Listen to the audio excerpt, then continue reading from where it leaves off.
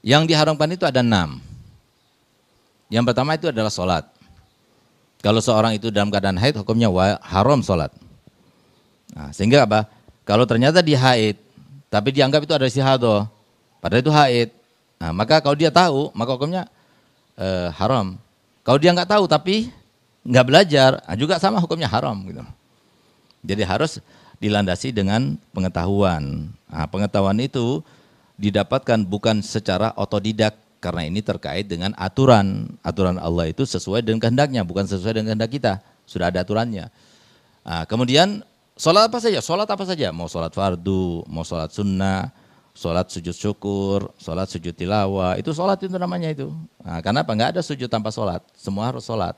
Nah, sholat itu awalnya dengan takbir, akhirnya dengan salam. Sholat jenazah itu semua nggak boleh, haram hukumnya. Nah, kemudian yang kedua adalah berpuasa. Ketika haid hukumnya haram. Nah, tapi kalau nggak niat puasa, cuma niat diet saja, nggak apa-apa gitu. Nah, hikmahnya apa? Nah, hikmahnya karena kalau seorang wanita mengeluarkan darah haid, berarti sebagian daripada energinya itu keluar. Gitu. Karena darah itu adalah kekuatan manusia termasuk. Sehingga ketika dia itu mengeluarkan darah haid, dia akan lemah.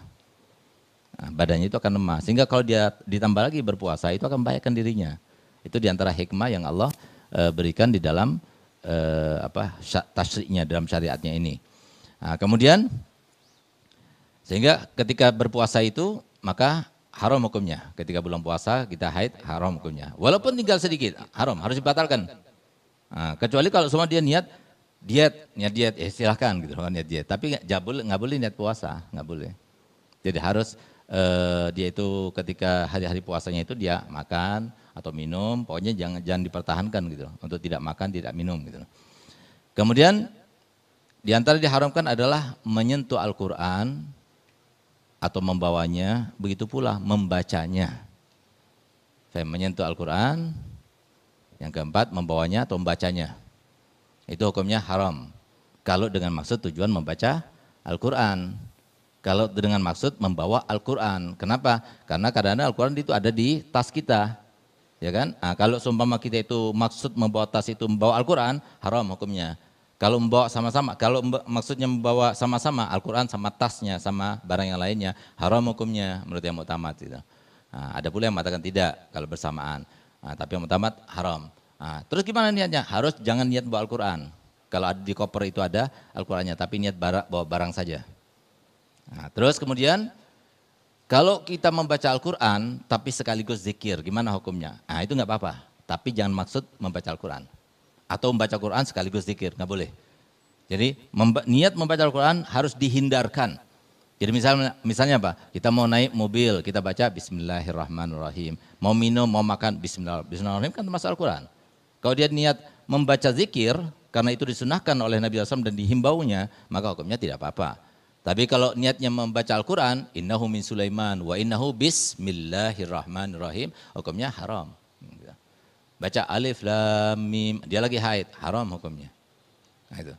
Nah, tapi kalau seumpama dia itu membaca zikir nggak apa-apa. Seperti apa? Lagi rotib haddad, ya.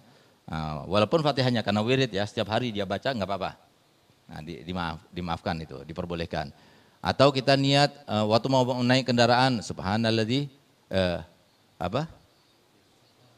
subhanalladzi sakhkhara lana hadza wa ma kunna lahu muqrinin wa inna ila rabbina lamunqalibun. Nah, itu enggak apa-apa. Takut kepada setan misalnya. Nah, kita baca ayat kursi boleh. Atau kita mau masuk rumah, kita baca doa yang ada dalam Al-Quran boleh. Pokoknya kalau seumpama bacanya itu untuk zikir enggak apa-apa. Nah, kemudian di antara yang diharamkan juga adalah bersenang-senang dengan istri di antara pusar dan lutut. Nah, jadi ungkapan ulama itu ada 3 pendapat. Ya. Yang pertama bersenang-senang dengan antara pusar dan lutut. Ada pula yang mengatakan bahwasanya yang dilarang itu adalah berhubungan badan. Sampai memasukkan zakar ke dalam kemaluannya si istri. Itu yang diharamkan.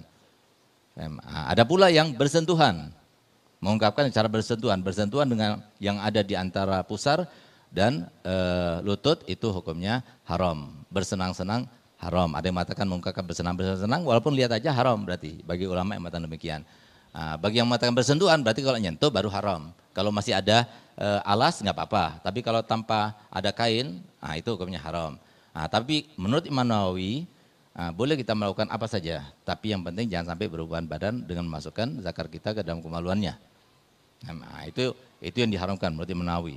Nah, tapi jangan berspekulasi, takutnya sampai sampai tidak ketahanan atau tidak bisa menahan nafsu, itu bisa berbahaya kepadanya karena termasuk dosa. Nah, kemudian diantara diharamkan juga adalah tolak, tapi tolak itu bukan kepada istri, karena tolak itu adalah haknya suami. Kenapa tolak itu diharamkan kepada suami ketika seorang istri dalam keadaan haid? Karena akan memperpanjang iddahnya. Sehingga termasuk sebuah kezaliman membuat istrinya itu lebih lama lagi untuk kawin lagi karena iddahnya lebih lama gitu. Jadi kalau seorang suami itu menceraikan istrinya di saat haid ya, maka dia akan suci, akan selesai iddahnya setelah masuk haid yang keempat. Kalau seumpama dia dalam keadaan suci, diceraikan, berarti dia itu akan selesai haidnya, iddahnya setelah masuk haid yang ketiga. Ya, sekarang suci, diceraikan. Berarti apa? Dihitung suci pertama, 1. Haid yang kedua, haid yang pertama, lalu suci yang setelah haid yang pertama itu 2. Setelah haid yang kedua, suci. Yang kedua itu adalah haid yang ketiga, suci yang ketiga. Kalau sudah haid yang ketiga, kelihatan darah, selesai sudah iddahnya. Berbeda kalau kita itu menceraikan istri dalam keadaan haid. Maka pada waktu haid itu ya, itu belum dihitung karena belum suci. Lalu suci. Suci yang pertama. Lalu haid yang kedua, suci yang kedua. Lalu haid yang ketiga, suci yang ketiga. Kalau haid yang keempat baru suci. Nah, jadi paling cepatnya kemungkinan seseorang itu kalau diceraikan di masa suci ya, misalnya apa? Di akhir sucinya dia diceraikan 1 jam lah gitu. Lalu haid yang paling cepat berapa? 1 hari 1 malam kan? Nah, lalu kemudian paling sedikitnya masa suci berapa? 15 hari 15 malam. 1 hari tambah 15 berapa? 16. Lalu haid lagi 1 hari, berarti berapa? 17. Lalu suci lagi 15 hari, berapa? 17 tambah 15, 32. Paling cepatnya itu 32. Tapi kalau kita menceraikan istri di masa haid, paling cepatnya itu 48 hari. Nah, jadi paling cepat, ini kita bicara paling cepat ya. Nah, umumnya berarti tinggal ditambah saja gitu. Nah, oleh karenanya berarti melakukan suatu kezaliman pada seorang istri gitu. Nah, itulah terkait dengan apa yang diharamkan kepada seorang wanita yang sedang haid. Nah, kemudian kita mau bicara terkait dengan apa boleh kita itu sampai menanggalkan kuku, rambut dan sebagainya ketika haid. Nah, jadi dalam mazhab Syafi'i nggak apa-apa. Dalam mazhab Syafi'i tidak apa-apa. Enggak disunahkan untuk dikumpulkan dulu. Kalau waktunya dipotong, potong aja. Gitu. Karena memang hadisnya, tapi hadis itu tidak dijadikan sebagai sandaran oleh mazhab Imam Syafi'i. Walaupun sebagian mazhab mengatakan iya. Nah, jadi harus simpan makruh hukumnya kalau sampai dipotong pada waktu haid. Karena dia itu nanti akan menuntutnya di masa sucinya nanti setelah di akhirat nanti. Gitu. Tapi oleh mazhab Syafi'i tidak dijadikan sebagai sandaran hukum. Nah, jadi tidak apa-apa gitu ya.